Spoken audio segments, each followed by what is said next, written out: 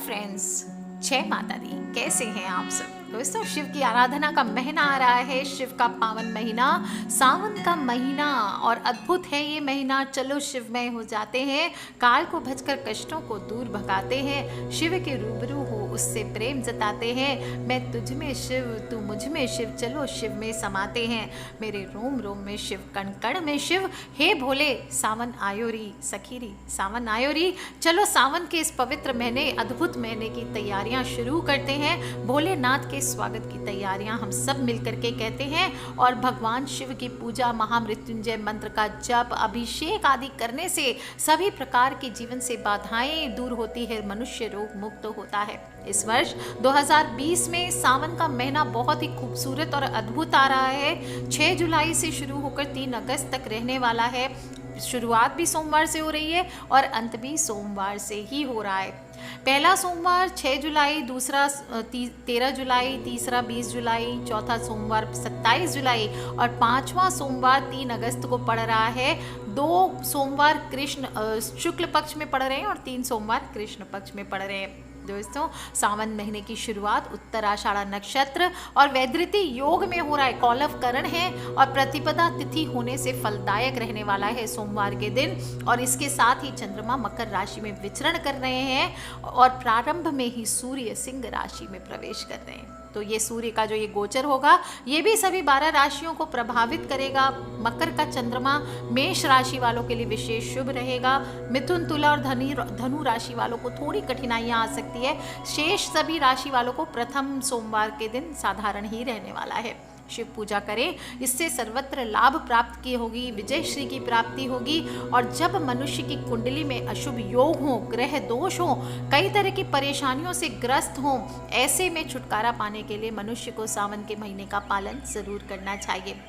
इस महीने में भगवान शिव तत्व की साधना करना, आराधना करना, पूजा करना, व्रत करना, ये सभी मंगलकारी होते हैं, अनिष्ट विनाशक होते हैं और सिद्धियां प्राप्त करने का महीना है। सावन का महीना, भगवान शिव की पूजा में कुछ बातों का ध्यान रखना चाहिए। तो अशुभ ग्रहों से आपको जल्द से जल्द छुटकारा मिलता है। और अगर आप जीवन में हताश हैं, बिल्कुल बहुत मेहनत करने के बाद भी हर बार आपको असफलता मिलती है, बहुत ज़्यादा परेशान हो चुके हैं, दुखी हो चुके हैं, तो इस माह में आपको भगवान शिव की आराधना ज़रूर करनी चाहिए। मंदिर में सभी लोग जाते हैं, लेकिन इस बार आपको ध्यान रखना है, कोरोना के चलते ज़्यादा मंदिरों में भीड़ ना करें। दूर दूर से अगर जाते भी हैं तो दूर दूर से पूजन आदि करें, क्योंकि कोरोना संक्रमण से खुद को बचा कर रखना हम सबका कर्तव्य है। बेस्ट होगा घर में बैठ के ही सावन माह में आप भोलेनाथ को खुश करें। कैसे?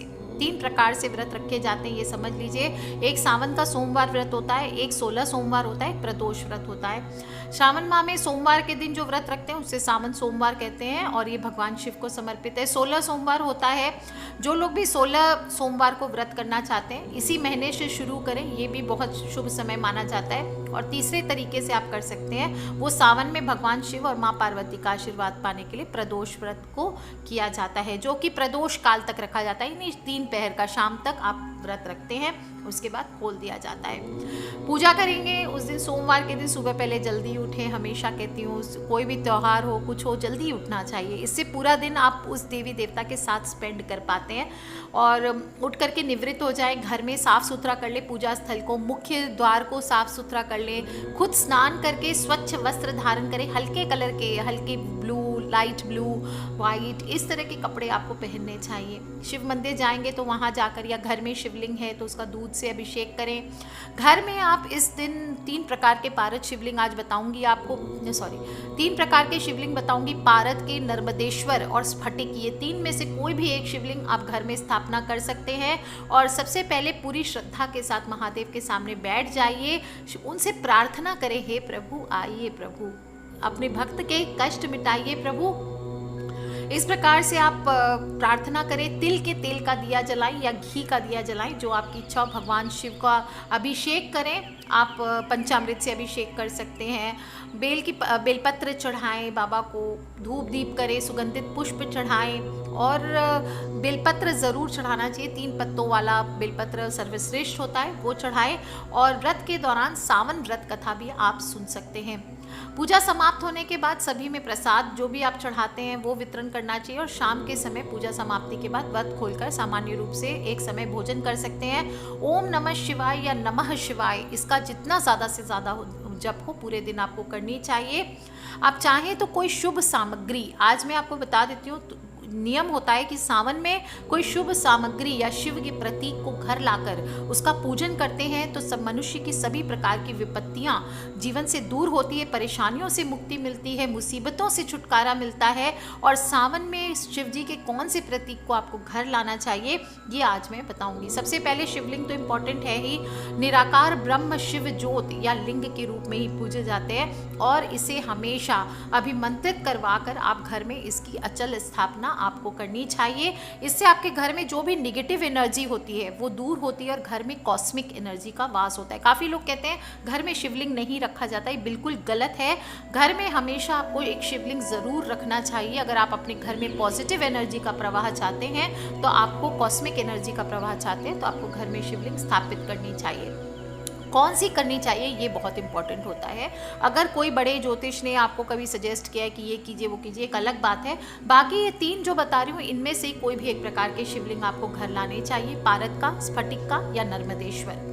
देखिए पारद और स्फटिक बहुत महंगे होते हैं, नर्मदेश्वर शिवलिंग आप रख सकते हैं। और जो भी शिवलिंग रखें उसकी अचल स्थापना करें, ये ध्यान रखें। आपको प्रॉपर स्थापित नहीं करना है, नहीं तो आप कहीं भी जाएंगे तो उसको साथ में लेके जाना पड़ता है। सिर्फ अभिमंत्रित करवा के जहाँ से भी आप शिवलिंग लेंगे वहाँ पे आप इस शिवलिंग को अभिमंत्रित करवा लें। 1.25 लाख जप से आपको शिव जी के जपों से इसको अभिमंत्रित कराना चाहिए ब्रह्मचारी पंडित जी द्वारा, और उसके बाद इसको आपको घर में स्थापित करना चाहिए। ये सर्वश्रेष्ठ होता है। सबसे पहला तो प्राचीन ग्रंथ में पारद को स्वयं सिद्ध धातु माना गया है, चरक संहिता उसमें भी बताया गया है, और शिव पुराण में पारद को शिव जी का वीर्य कहा गया है। वीर्य क्या है? जो संपूर्ण जीवों की उत्पत्ति का कारक है, और इसी से भौतिक सृष्टि का विस्तार होता है। इसलिए पारद शिवलिंग को घर में रखना चाहिए। और इसके दर्शन मात्र से कहा जाता है कि मनुष्य की अगर सिद्ध करके इसको आप घर पे रख लेते हैं तो मनुष्य की रोज दर्शन करने मात्र से सभी इच्छाएं पूर्ण होती है। धन, यश, अच्छा स्वास्थ्य, सभी मनोकामना पूर्ण होती है, और साक्षात संबंध इसका शिवजी से होता है। इसलिए इसका बहुत बहुत महत्व होता है। लेकिन इसमें पावर बहुत ज़्यादा होता है। तो अगर आप एक तपस्वी की तरह जीवन व्यतीत करते हैं या बहुत ब्रह्मचर्य का पालन करते हैं, आपके अंदर बहुत शील है, तो ही आप इसे स्थापित करें। वरना आपको पारद शिवलिंग की जगह आपको स्फटिक का शिवलिंग स्थापित करना चाहिए। स्फटिक का शिवलिंग भी अपने आप में चमत्कारी माना गया है। खासकर जिस घर में हमेशा कलह रहती है, कलेश रहता है, वहाँ स्फटिक शिवलिंग की आपको आराधना करनी चाहिए। इससे आपके घर में सुख शांति बनी रहती है। जीवन में जो भी पूरे प्रभाव आते, दुर्भाग्य आता है, वो सभी नष्ट हो जाते हैं। और जो भी भक्त इस सावन के महीने में सच्चे मन से स्फटिक शिवलिंग की पूजा करता है, चाहे रोज ना भी करे, सिर्फ सोमवार के दिन करेंगे, भगवान शिव उसकी स्वयं रक्षा करते हैं। इतनी शक्ति होती है, अगर इसे अभिमंत्रित करा के आप घर पे रख लेते हैं तो इसमें इतनी शक्ति होती है कि मात्र इसको घर में रखने मात्र से पूरा घर पवित्र हो जाता है, शुद्ध हो जाता है। आप चाहें तो इसे ऑफिस में या पूजा स्थल पे विराजमान कीजिए, आपके जीवन में कभी भी, क्योंकि स्फटिक क्या है, माँ लक्ष्मी का मेटल होता है, माँ लक्ष्मी की चीज मानी जाती है स्फटिक, इसलिए स्फटिक हमेशा घर पे धन का आगमन कराता है। जिनके पास धन का अभाव है, अधिक धन और यश की कामना, खासकर यश की कामना करते हैं, जैसे कि जो पॉलिटिशियंस हैं या जो भी बड़े बड़े साइंटिस्ट हैं, उन्हें स्फटिक शिवलिंग की पूजा करनी चाहिए। इससे मनुष्य को मनोवांछित फलों की प्राप्ति होती है। जो लोग शादी विवाह के लिए करना चाहते हैं शिव जी की आराधना, उन्हें भी स्फटिक शिवलिंग की पूजा करनी चाहिए। तीसरा प्रकार का शिवलिंग है जो नर्मदा नदी का पत्थर कहलाता है, नर्मदेश्वर शिवलिंग जिसे कहते हैं। कोई अगर ना अफोर्ड कर सके पारद और स्फटिक, तो आपको नर्मदेश्वर शिवलिंग ही स्थापित करके उसका पूजन करना चाहिए। शांत प्रकृति होती है, सौम्य होता है, और सभी रूप से आप इसको रोज नियमित रूप से पूजन करें, आपके जीवन से कष्ट कम रहते हैं। इसके अलावा जो दूसरी चीज़ है भगवान शिव की, वो है बहुत बहुत इम्पॉर्टेंट, और वो है त्रिशूल। त्रिशूल को त्रिदेव और 3 लोकों का प्रतीक मानना चाहिए। अगर शिवलिंग ना भी स्थापित करें, आप सिर्फ घर में त्रिशूल ला सकते हैं इस बार श्रावण के महीने में, और चांदी का त्रिशूल खासकर लेके आए। इससे साल भर घर में आपदाओं से रक्षा होती है, घर में अगर अशांति होती है वो दूर होता है, घर में कलेश होता है तो उससे मुक्ति दिलाता है शिव जी का ये पवित्र त्रिशूल। तीसरी चीज है, कहने की बात ही नहीं है, वो है रुद्राक्ष। शिव पुराण में रुद्राक्ष को भगवान शिव के अश्रु कण माना गया है। मान्यता है जब सती के वियोग में भगवान अत्यधिक द्रवित हो गए थे, तब उनकी नेत्रों से आंसू, अविरल आंसू निकल पड़े थे और उन्हीं से रुद्राक्ष के वृक्ष की उत्पत्ति हुई थी। इसलिए रुद्राक्ष का सीधा संबंध भोलेनाथ से ही माना जाता है। जो लोग रुद्राक्ष धारण करते हैं, उसका पूजन करते हैं, उनमें विचित्र प्रकार की शक्तियां होती है। सुख, सौभाग्य और समृद्धि का तथा मन की पवित्रता उनके अंदर बनी रहती है। असली रुद्राक्ष आपको कहीं से मिले तो उसे सिद्ध करवा के, अभिमंत्रित करवा के, ध्यान रखे कोई भी चीज़ जब हम लेते हैं तो उसे जप करवा करके ही स्थापित करना चाहिए। कई बार लोग कहते हैं मेरे पास तो रुद्राक्ष है पर काम नहीं करता है। काम नहीं करेगा जब तक उन्हें इन चीज़ों को मंत्रों से सिद्ध नहीं करवा जाए। वो भी आप खुद से कीजिए या ब्रह्मचर्य का पालन करते हुए खुद करें या किसी पंडित जी द्वारा करें। और 1.25 लाख नियम होते हैं जप के, वो करवा करके ही आपको रखना चाहिए। इससे आप देखेंगे कि आपके घर में हमेशा सुख संपन्नता बनी रहती है।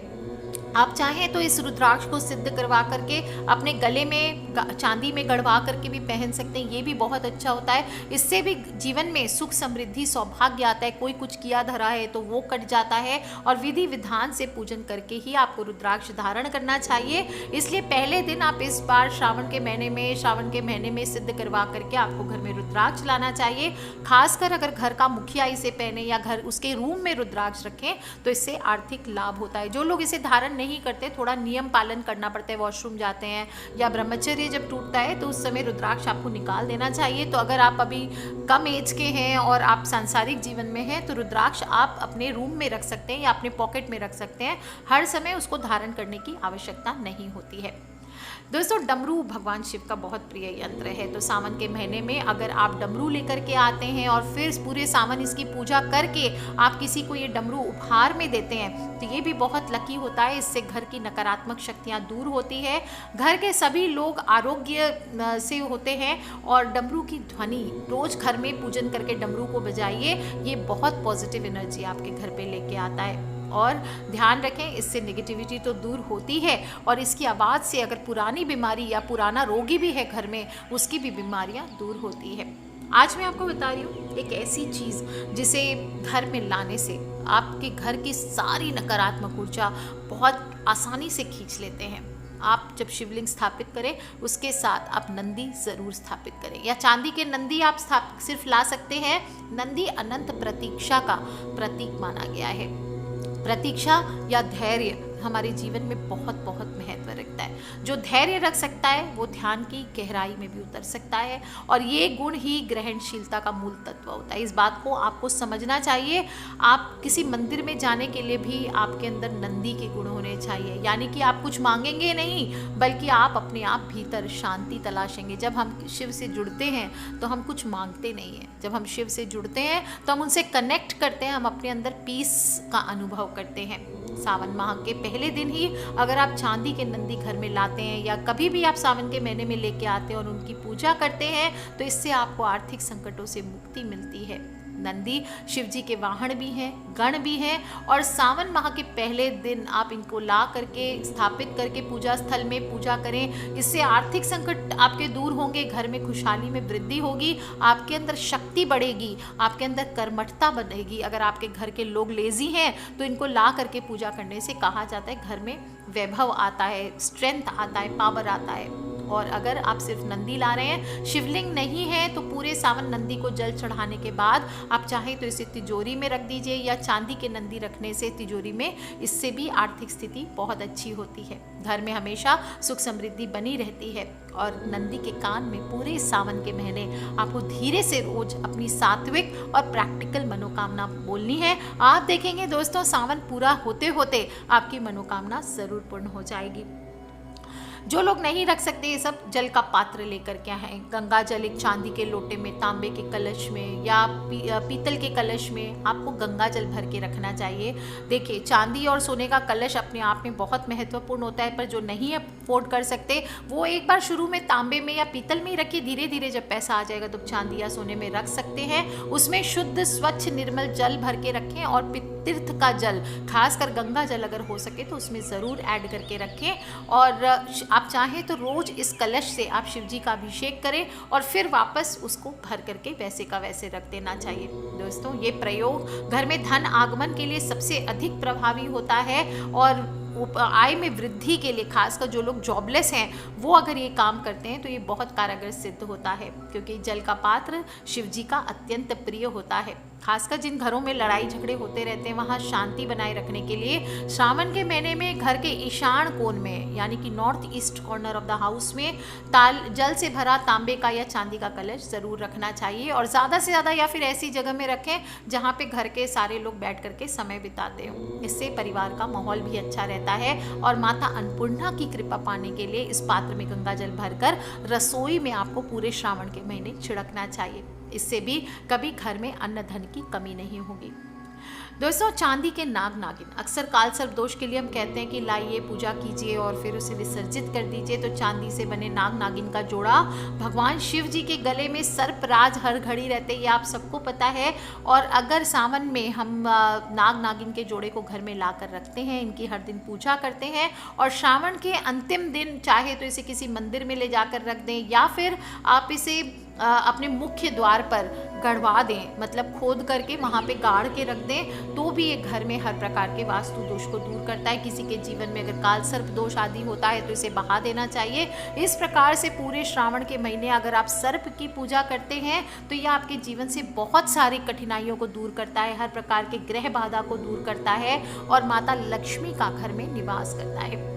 घर के अग्नि कोण में इसे गाड़ सकते हैं। अगर मुख्य द्वार पे जगह नहीं है तो घर का जो अग्नि कोण है, यानी कि south east corner of the house है, वहाँ पे भी आप इसे खोद कर डाल सकते हैं। दीवार में थोड़ा सा छेद करवा लीजिए, वहाँ पे गाड़ के फिर प्लेन करा दीजिए या फिर आप किसी पॉट में डाल के इसको रख सकते हैं। दोस्तों, शिव जी को भस्म बहुत ही प्रिय है। महाकाल को भस्म आरती होती है, मुझे बताने की ज़रूरत ही नहीं है।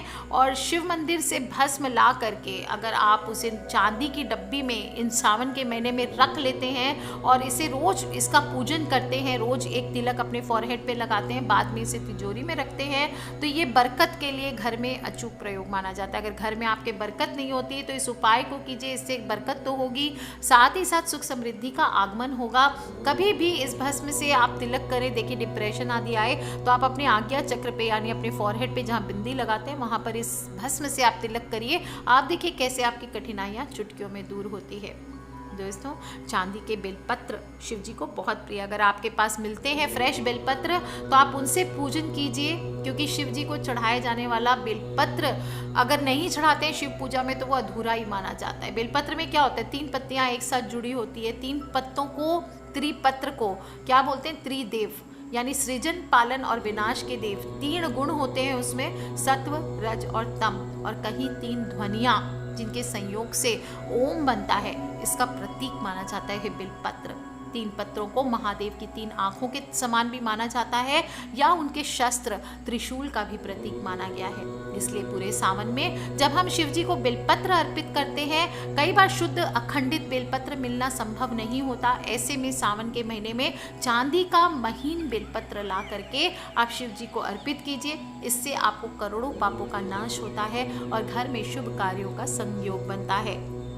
दोस्तों, चांदी का चंद्र या मोती, सावन महीने के समय आप चांदी के चंद्रदेव लाकर पूजा में रख सकते हैं। अगर संभव हो तो सच्चा मोती उसमें जड़वा के रखें। इसे लॉकेट के रूप में भी धारण कर सकते हैं, क्योंकि ये आपके ग्रहों को शांत करता है और ऐसा करने से चंद्र ग्रह की शांति तो होती है, साथ ही साथ जो लोग डिप्रेशन आदि से गुजर रहे हैं या फिर विचलित हो गए हैं, ब्रेकअप से गुजर रहे हैं, उन सभी को ये ज़रूर पहनना चाहिए। इससे मन भी मजबूत होता है। जिसको किसी को भी आत्महत्या जैसे थॉट्स अगर घर में आता है, लग रहा है कि हारने लगते हैं, हर कुछ होते हुए भी जिंदगी वीरानी सी लगती है, उन्हें मोती ज़रूर धारण करना चाहिए। और साथ में चंद्र और मोती का अगर पेंडेंट ले करके पहने, ध्यान रखें मोती आपका सिद्ध होना चाहिए। चंद्रमा के मंत्रों से, 1.25 लाख मंत्रों से आपको सिद्ध करवा के ही धारण करना चाहिए, वो भी ब्रह्मचर्य वाले ब्रह्मचारी पंडित जी द्वारा। इससे आपके ग्रहों की स्थिति मजबूत बनती है और आपके मन से बुरे ख्याल हमेशा के लिए दूर हो जाते हैं। दोस्तों ये चीज़ें आप घर में ला सकते हैं। साथ ही साथ जब शिव जी की पूजा करेंगे तो कुछ बातों का आपको ध्यान रखना है। एक तो सुबह सुबह जल्दी उठना है। दूसरा, अगर आप मंदिर जाते हैं तो पंचायती ना करें, वहाँ बैठ करके शिव पूजा करें, शिव स्तोत्र, ज्ञान आरती, कथा सुने, ये आप करें। अन्य बातों को बिल्कुल त्याग दें, सांसारिक बातों को ना करें, हंसी मजाक, बिना बात की छेड़खानी, नजरें नीची करके शिव से कनेक्ट करें। किसी भी प्रकार के बुरे विचार आपको मन में नहीं लाना चाहिए। किसी का अपमान ना करें, चाहे बड़े बुजुर्ग हों, पति पत्नी हो, भाई बहन हो, गरीब हो, ज्ञानी हो, किसी का भी आपको अपमान नहीं करना चाहिए। घर को भी इस दौरान साफ सुथरा रखें, क्योंकि घर जब सकारात्मक माहौल रहेगा तभी शिव का वास आपके घर में होगा। बेकार की जो चीज़ें हैं वो श्रावण शुरू होने के पहले ही घर से हटा दीजिए। बिना प्रयोग में आने वाली चीज़ें हैं, ये सभी चीज़ें मन को अशुद्ध करती है और अशुद्ध मन से कभी भी भगवान की पूजा नहीं होती। और साथ ही साथ आपको ब्रह्मचर्य व्रत का पालन भी करना चाहिए। कम से कम सोमवार के दिन ब्रह्मचर्य का पालन करें श्रावण के महीने में, नहीं नरक की यातना भुगतनी पड़ती है और अगले जन्म में मनुष्य का जन्म पशु योनि में होता है। सावन में शिव जी का अभिषेक करें। शिव जी का अभिषेक जल से कीजिए, पंचामृत से करिए, गंगा जल से कीजिए, जो आपके पास अवेलेबिलिटी है। भोलेनाथ तो सिर्फ जल से भी खुश हो जाते हैं, लेकिन उनकी पूजा में चंदन चढ़ाना चाहिए। हल्दी कुमकुम का प्रयोग नहीं करते हैं, उनके ऊपर नहीं लगाते हैं। जलेरी जो होती है, जहाँ से जल बहता है, वहाँ पर आप चाहे तो लगा सकते हैं, लेकिन शिवलिंग पर आपको ये नहीं लगाना चाहिए, क्योंकि ये स्त्री तत्व का प्रतीक होते हैं। तुलसी पत्ता भी नहीं चढ़ाया जाता है, क्योंकि कथा आती है कि जलंधर नाम के राक्षस की पत्नी वृंदा के अंश से तुलसी का जन्म हुआ, जिसे भगवान विष्णु ने पत्नी के रूप में स्वीकार किया। इसलिए तुलसी से शिव जी की पूजा नहीं होती। किसी भी शिव परिवार को तुलसी नहीं चढ़ाई जाती, इस बात का ध्यान रखिए।